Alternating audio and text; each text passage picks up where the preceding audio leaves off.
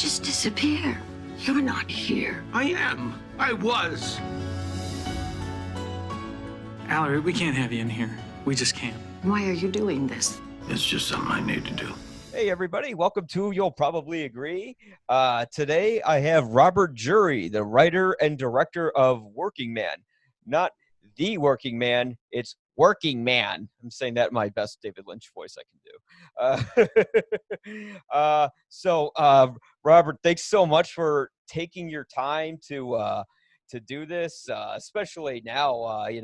I guess we have a lot of time to ourselves these days. I guess the first thing, like when I saw this movie that kind of like struck my mind was like, did you have a lot of experience with sort of like the factory / working class life? Because I briefly read you were from Iowa or something like that, and maybe that had a childhood connection to that.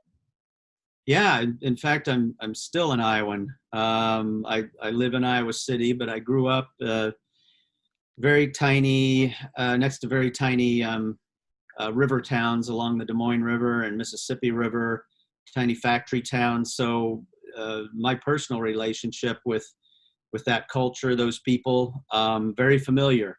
So hopefully that comes through in the movie. Oh, it did. I did. It seemed like it was something that kind of came from a personal place. I mean, it's funny, like when I'm watching this, and probably a lot of folks have brought this up, like you kind of fell into the zeitgeist realm in terms of a lot of people who are now out of work, who are, working class individuals. A lot of factories are shutting down in America. What was that like? Like your movie comes out and now all of a sudden it's so relevant. What's that been like distributing the movie sort of following these conditions? Yeah, I mean, you hit it on the head. It's there. No one could have ever predicted that we'd be in this time and place.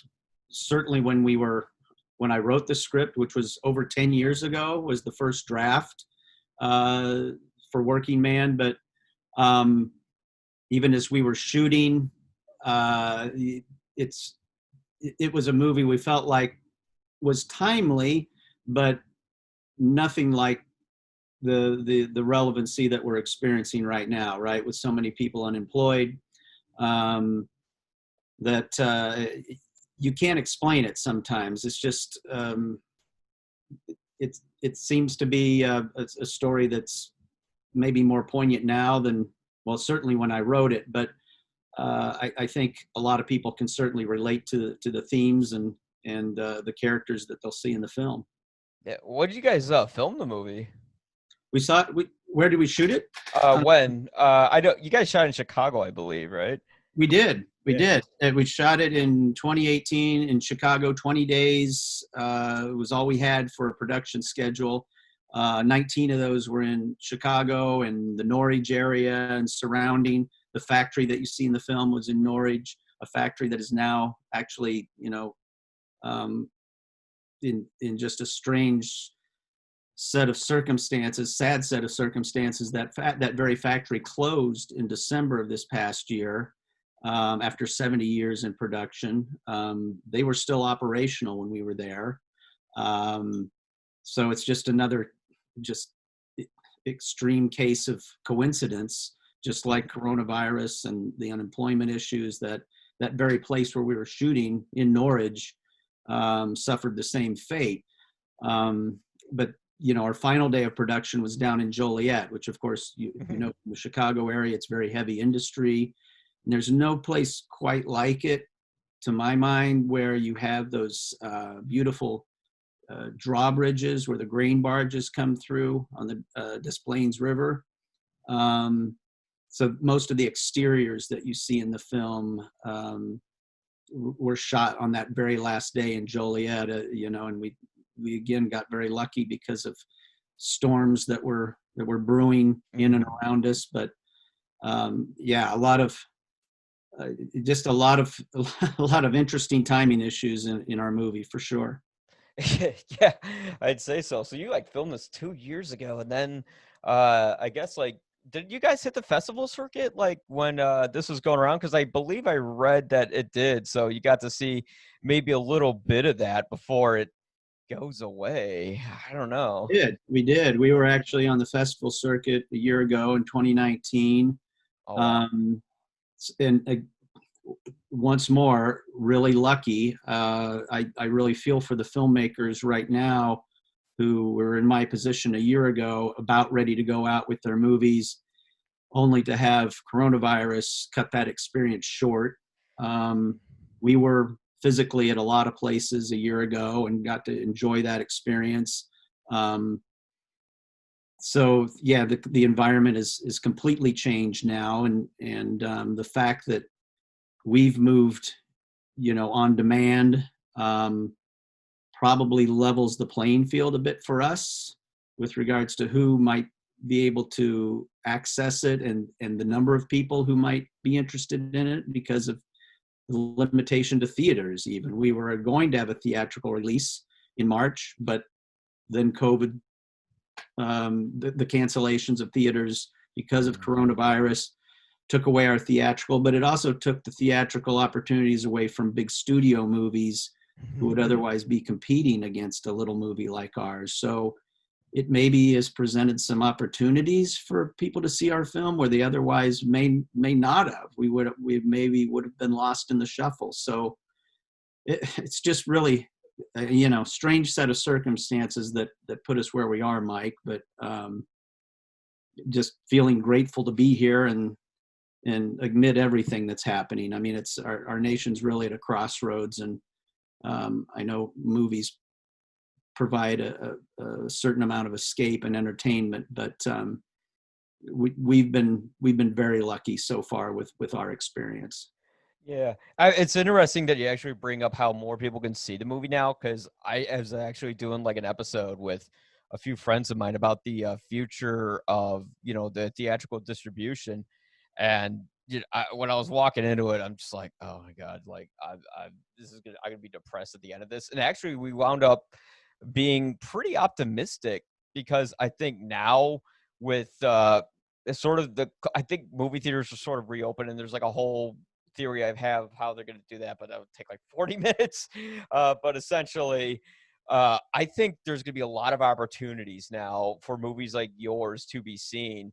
And I think when the theaters come back, there probably will be opportunity for like smaller budget films to actually be released more often, and sort of like the big tentpole movies that cost like $100 million to make will be made less often. So I see like a bright future for that. I don't know.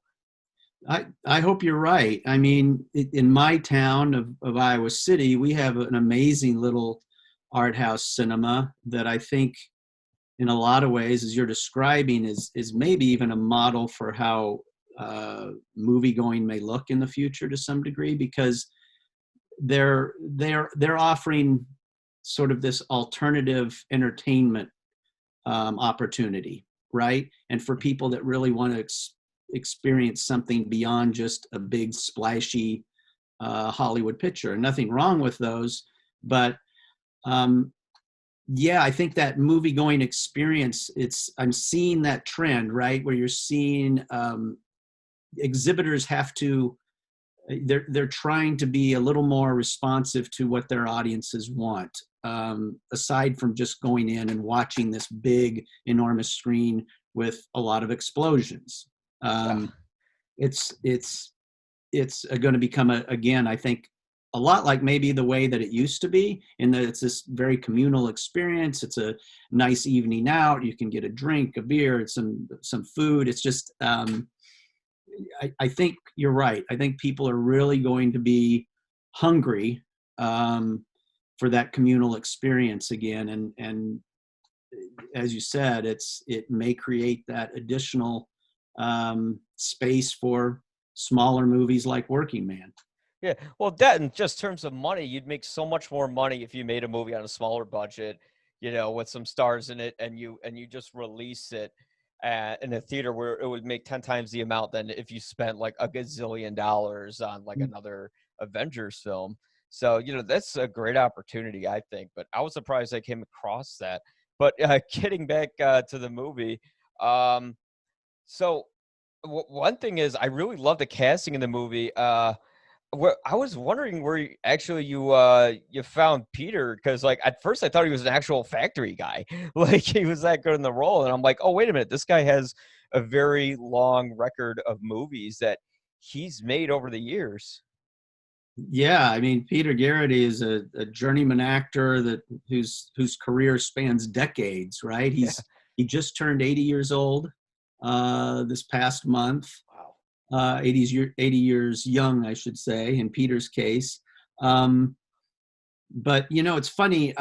When I wrote this script originally a decade ago, I really did honestly have in my mind. I didn't have Peter necessarily in my mind, but I did think that whoever this person was that played our working man would be someone that had probably had a long, lengthy and uh, uh, varied career in TV, film, and for whatever reason, I kind of thought theater as well. And Peter has all that. I mean, he started with Trinity Rep out in Providence, Rhode Island. He acted with Richard Jenkins in his early days out there, and performed on Broadway. And as you mentioned, he's done a lot of television, The Wire, Ray Donovan most recently, Sneaky Pete on Amazon, and he's acted across and with everybody you can imagine, Tom Hanks, every director you can imagine. But this is his first starring role, I believe, at least in a feature film, in all of his almost 100 credits, right, for TV and film. So it's long overdue as far as I'm concerned. An actor like Peter was just waiting for an opportunity, and I'm feel grateful that we were the film that gave it to him. Oh yeah, I mean the rest of the cast is great too. Billy Brown as Walter was really good. I really liked actually how you treated like mental illness in terms of his character without giving too much away. Where it doesn't feel like judgmental, like oh he's crazy. Like we actually get that, it's something that you could see someone having, and it's not in this sort of it's not through like sort of a judgy lens in a way. Well, thanks. I appreciate that. But that also comes from personal experiences in a similar way that I was able to relate to factory towns and know what those places looked and felt like, because of my experience with family members and people I knew, and their challenges with mental health.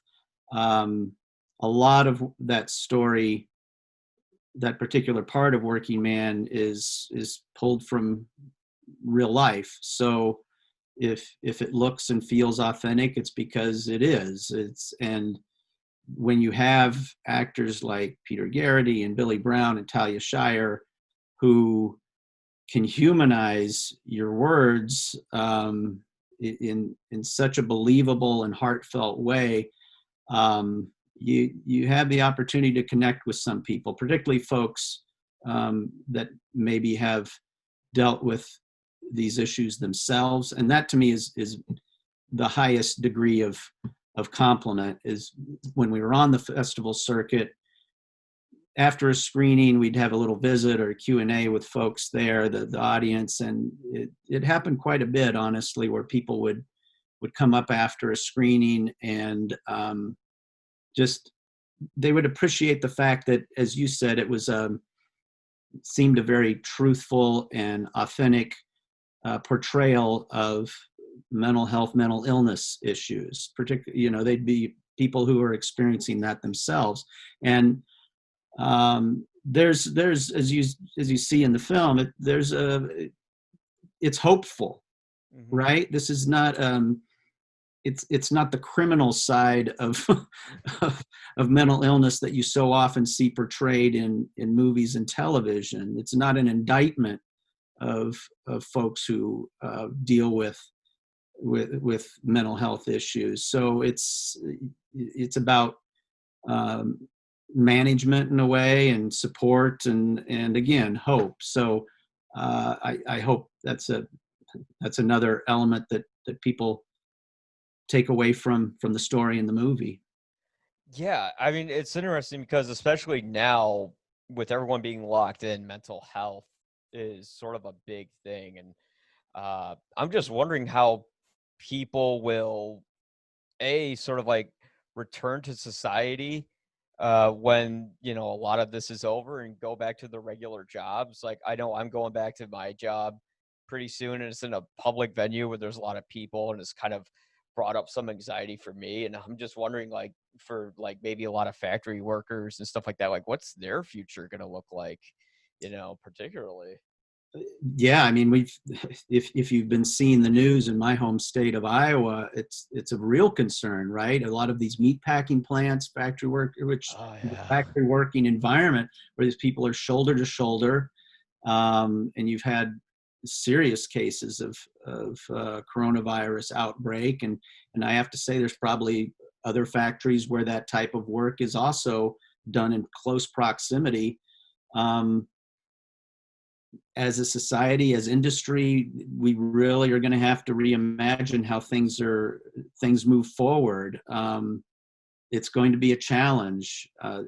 We actually our team has a call later this week with a manufacturing organization who's really interested in what we're saying in our film about unemployment and joblessness, and but also they seem keenly aware of those challenges, right? Of how people go back to work, and the stress, as you mentioned, the mental challenge that a lot of people are going to face. And how do we do this? How do we move forward without a vaccine, without known treatment? How can we do this safely? So a lot of things to combat and tackle in the weeks and months to come.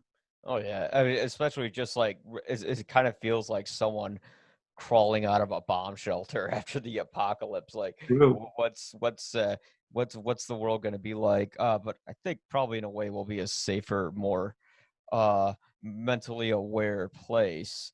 Um, Actually, one thing I really another thing I liked in your film was your cinematography. I believe your DP, his name was Pier Basso, an Italian guy. Uh, I really liked the color palette to it, but I don't want to talk too much about what I thought about it, because then that'd be like one of those questions where you just babble on about what you thought about it, and then you go like, "So was that intentional?" You know. So like, I just want to know, like, how did you develop the visual process of the picture? Well, you're right about Piero Basso, and as our DP, and really doing a beautiful job, I think, capturing that authenticity and that look and the feel of a factory in a factory town. Piero, from the moment that I saw his earlier work, like on his reel, right, before we had even met or talked on the phone, you just, or at least I got a real sense that, and maybe it's because he grew up in this school of Italian filmmaking, but you could instantly tell he was most concerned about capturing real and true images, right? And not being particularly precious with perfect and soft lighting or this, that, and the other. Very, not that he doesn't care about lighting, he intensely cares about lighting, but how is it most real, and how are we not going to be distracted by it? He also, coming from an Italian background, he's a type of guy that is not fussy and about, he understands the time constraints of budgets, right? And the necessity to maybe work quickly based on what you have in your day, right? You can burn a ton of time lighting a set. And he so perfectly sort of created a balance between what can we get visually and what do we physically have the time to do. I mean, from a just a practical standpoint, right? What can we do here? What is the best possible way we can do this? And fortunately, it's also the sort of movie that it calls for natural light. And he was, I don't know if it's too much to say a master at it. I would call him maestro. I still call him maestro. You could use master. Who cares? Yes, I think everybody once Piero stepped on set, everybody had a very clear understanding. All the crew did, that we were all in very good hands, despite their trepidation over their director as a first timer, which I was. I think each and every person on that set had a great amount of respect almost immediately for what Piero could bring and what he could deliver. Yeah, it had this sort of neo-realist feel where I'm not sure if everyone there was an actor like in the factory, or if you mixed in some real factory workers and it was filmed, as you said, in an actual factory as well, along this actual small town. But it actually felt like, you weren't just throwing up some set or something like that, like it had a very authentic quality to it. Yeah, it was a real factory. I mean, as I said, and those workers, there were some of the folks in the background that were indeed folks who were employed at the factory, but we cast everybody else out of Chicago aside from our 3 leads. So, I think those folks had a pretty clear understanding as well as what this place should look and feel like, being Midwesterners, right? It's if they didn't have a personal experience in or around a factory, you can just about guess that they had a family member or someone they knew at some point in their life who had a connection to blue collar and industrial America. That's not how you use that machine. They're saying that and stuff like that. Yeah. What was it like directing? How was it like directing your first film? Like, especially like within 3 weeks, that's like breakneck pace. Well, being your first movie, I didn't know anything else. So, Yeah. you just put your head down and go. I think it went honestly about as well as as I could have ever expected, better, honestly. Mm-hmm. Just because of the people around me. I have really good producing partners, 3 Californians, Clark Peterson, Level Holder, and Maya Mel. They're, the people who you get in the foxhole with, that determines your experience, cast and crew. And if you can't have too many bad apples, Yeah. have a great experience. And those who are closest to you and that I still work with, those producers. So it's sometimes on a daily basis or several times a day. So I was really blessed, honestly, as a first timer. I know other filmmakers aren't as lucky. So I'm incredibly grateful, truly. Yeah, it seems like a very authentic piece of work where everyone sort of operated within a family type of unit. It wasn't like a Transformers sort of situation that I went through. But I Hear that. yeah, that's all right. Everyone knows about Michael Bay. And there goes my work in Hollywood. No. So I actually liked your score too. David Gonzalez's score.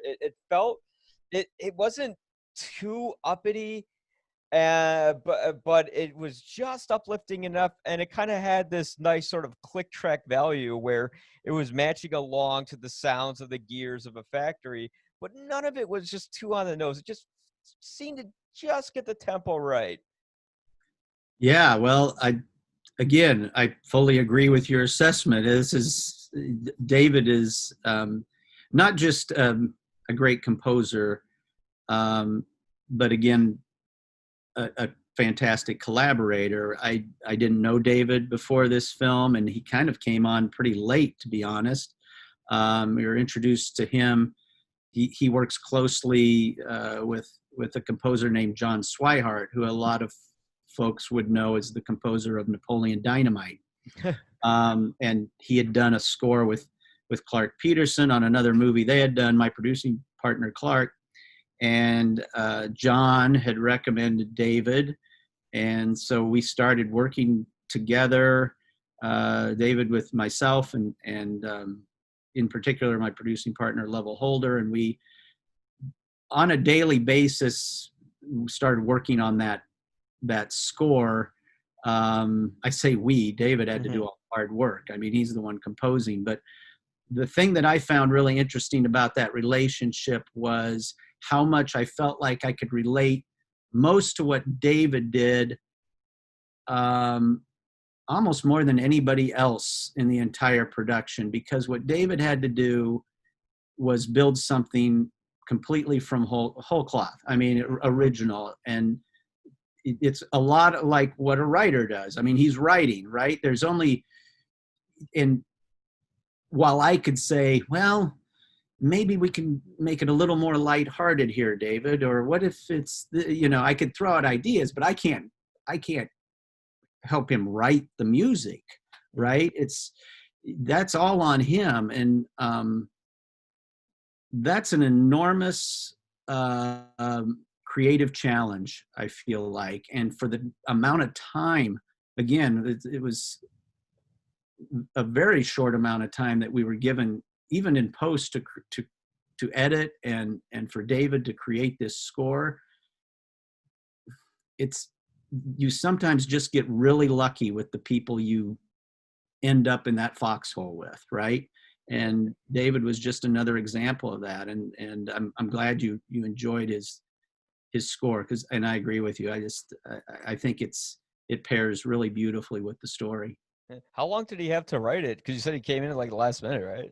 Yeah, I mean, it was, I want to say it was less than a month. Oh, wow. Yeah, it was pretty crazy. He had went to Berkeley, a college of music in Boston, and while he had graduated from there a number of years ago, he had a contact there that had created a program, a computer program, whereby in real time, he and I could kind of communicate and see what he was developing, which helped to expedite our relationship and the score, right? And David is just an exceptional collaborator, right? That's special. And the fact that we had this technology where he's in Los Angeles and I'm here in the Midwest, and we could still quickly communicate, and I could see and hear what he was doing. We just got there a lot quicker, I think, to places. And again, it's that collaboration. But great experience, and grateful to David for all his good work. Yeah, it's amazing how much you can do online. I mean, I think like way back, I was watching a behind the scenes video of like one of the Star Wars prequels, and like Lucas was doing the same thing where he was like Skyping with the visual effects guys. Right. Awesome. There, it's like, man, and now everyone's Skyping.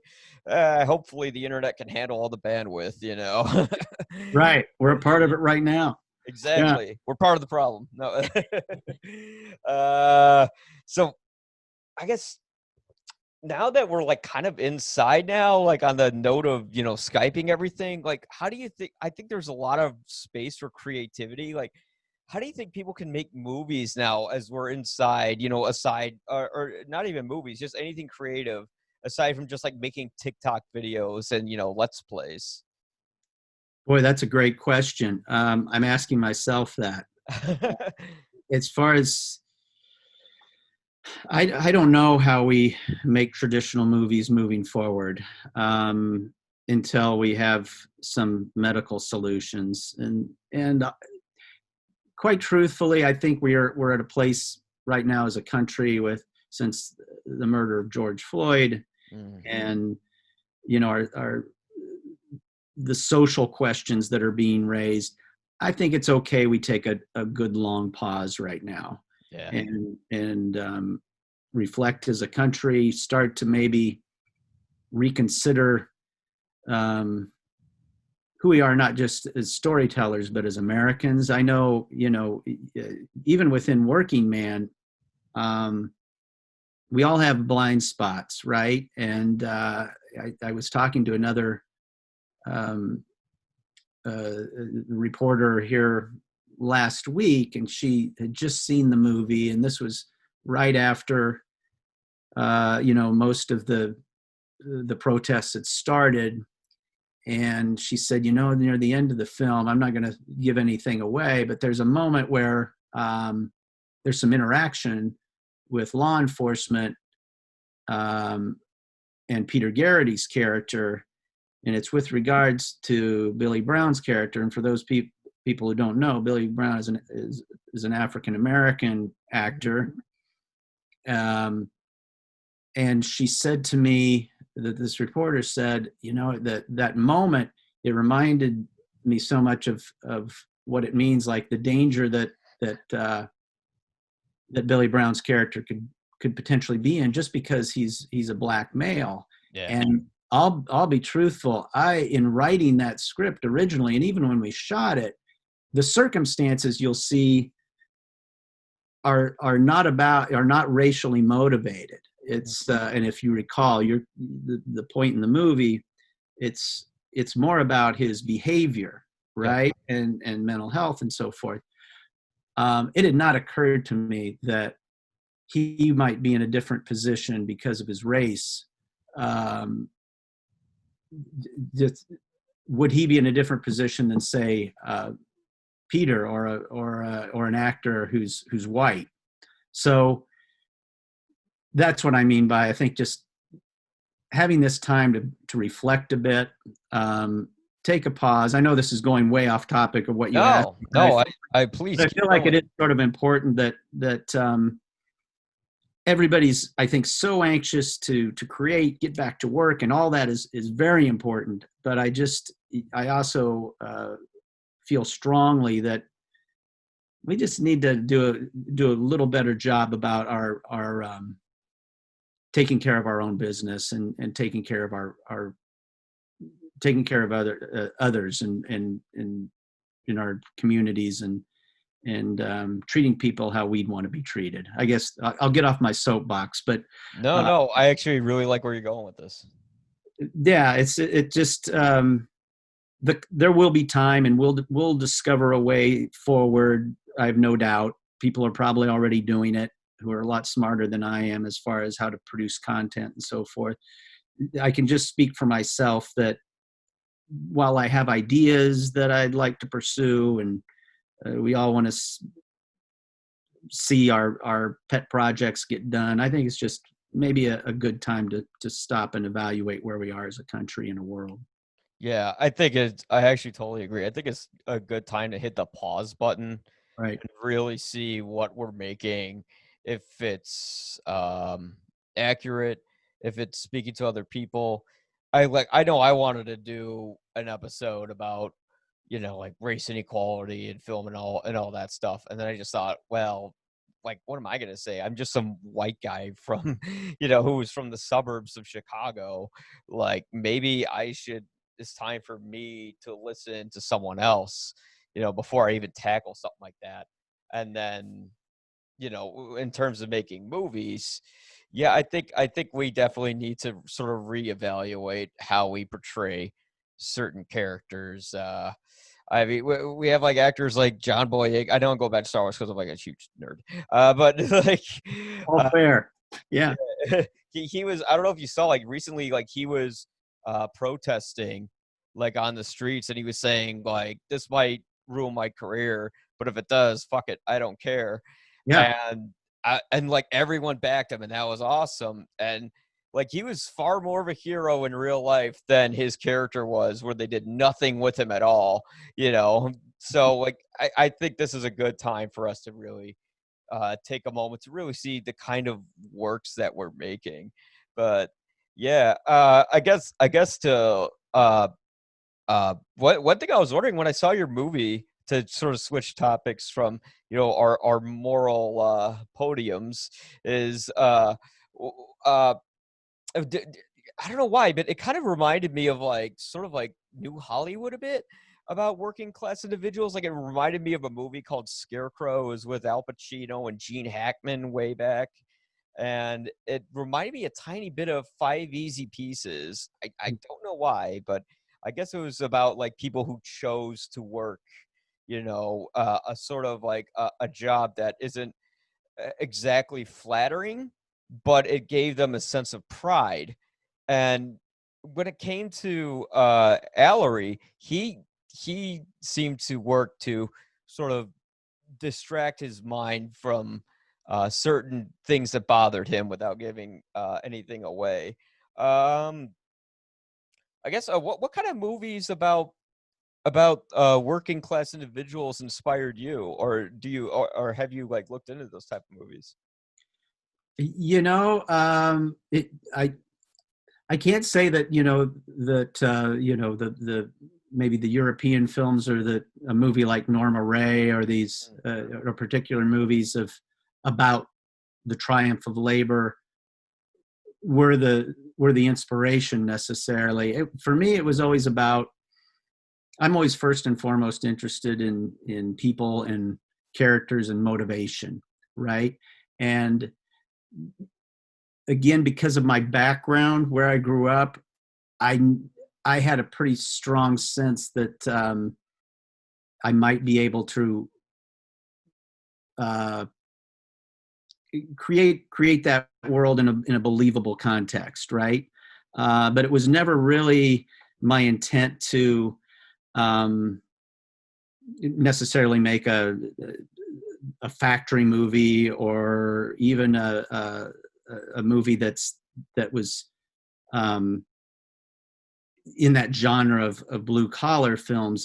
To me, it just a character like the one that Peter Gerety portrays, our working man, someone who is so committed to this cause, and for reasons that we learned throughout the story, that to me was the biggest motivation. And I've been asked that question before about whether there's certain movies. I do think the first film that was an influence of sorts was The Straight Story.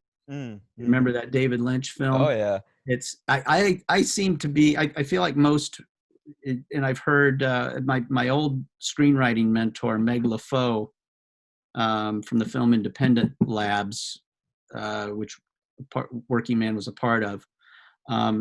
She would talk about thematics, right, or things that resonate and seem to be a part of actors, writers, directors, things that we're all drawn to, right? And for me, that thematic has always been these kind of outsider characters who are in some context sort of perceived as a little bit screwball or going against the grain, that people think are just a little bit off.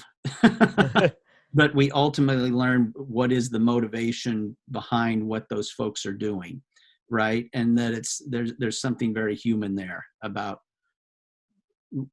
their motivation and why they're doing it. So yes, I totally while on one hand I completely relate to what's going on in the manufacturing sector in our country and those types of people, because I know them so well, having grown up with so many people, my friends and family who did these types of jobs. To me, it was first and foremost about who these people were, right? Who this main character is, what's his family life like, who are the people around him, what are they like? I think, at least for me, that's where a good movie has to start. Yeah, absolutely. I guess. Why do you think people want to work so bad? Like, I mean, there's certain reasons within the story that Allery did, but I don't want to give that away. As a spoiler. But what do you think it is within the American spirit that makes us yearn for work? Because it seems like we're far more addicted to it than the rest of the world in a way. Yeah, and maybe not in a healthy sense. Yeah. In some regard, it's and it's true. I think some of us need it more than others, and I think without giving our story away at all, it's you learn about the character in Working Man that he really needs work as an escape. It's while it is there is of course a certain amount of pride that he takes in what he does, and certainly that's true of the people who are working around him. For him personally, it's about trying to avoid personal issues that are otherwise damaging psychologically. So, and as far as why we as a country, as a people, why we're so why it's so necessary to get back out. I think we just long as Americans we like being with one another, right? I mean, it's as much as we're addicted to our phones and our devices and everything else, it's we just I think we're really anxious to go out and not just work but socially engage, right? That's to me also while not the primary factor, I think it's certainly a factor why you see so many people out in the streets now. I mean, we just it's sort of pandemic be damned in some respects. It's this desire to be out and doing, right? We are a people where the human race, I think, just has this desire to do, right? Overwhelmingly. And particularly when you're from a country like the United States, where it's born out of very ambitious people who came here, right? It's it's a population that's driven in a lot of respects. So I think, again, folks may relate to this most because of their desire to get back out there and work again and to engage with fellow humans. Yeah, I mean, the human being is a social animal. Absolutely. Yeah. I always like to end on a light note. I have what is your favorite guilty pleasure movie? Mine are the Jackass films, which aren't even films. They're just home videos of people like kicking each other in the nuts and stuff like that. But yeah. Absolutely a place for that. My biggest guilty pleasure. I guess if pressed, I don't know how much of a guilty pleasure it is. It's just a pleasure. I love the movie Caddyshack. Oh yeah, that's right. great. I don't know how much of a guilty pleasure that is. It seems I think it's a great movie, and it's a movie that's also populated by a lot of great Chicago-born actors in that outfit. So I don't know if that's the best example of a guilty pleasure, but I think it counts. It's like a lowbrow comedy, But it's certainly one of those that if I just happen to be walking by the TV and it's on, I could stop at any moment in that movie and just enjoy myself. I've seen it dozens of times. But absolute pleasure too. It's always like the perfect movie to kick off the summer with. Plus, golfing's a great social distancing sport. And there you go. No, but mine was always like the spiritual successor to that, which is Happy Gilmore. I could quote that movie every day. You're gonna die, clown. But yeah. But on that note, I want to thank you so much for coming on. Where can we find your movie? I think we can find it on YouTube. We can rent it there. And then, where else? Yeah, well, it's on demand everywhere at this point, and available on DVD as of this month. But on demand, you can see it on iTunes, Apple TV, Prime Video, which of course is the on demand branch of Amazon, Fandango Now, Google Play, YouTube, Vudu. Any number of most major platforms. And as I say, it's also now available on DVD. So excited for people to see it and find us. Hope they find Working Man. Yeah. So guys, you don't have an excuse for not seeing it. It's like you can rent it for like really cheap. I can get it on Prime Video now for like $4. All right. So really go check it out. Go buy it. It's really is a movie that'll connect to you. Robert Gerety, writer and director of Working Man, thank you so much for coming on. It's been an absolute blast. I know you're a busy guy, and this is last minute. And I'm glad that you did this on such a whim.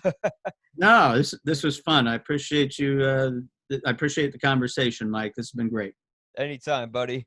All right. Well, thank you so much. And this is You'll Probably Agree. You can catch us at ypareviews.com, where our YouTube, podcast, and written reviews are all on there. Okay, guys, have a great one and stay safe. You really started something here. This statement of yours. I'm not making any statement, but You are. Thing is, a person needs a job to survive, but you need work to feel like you're worth something.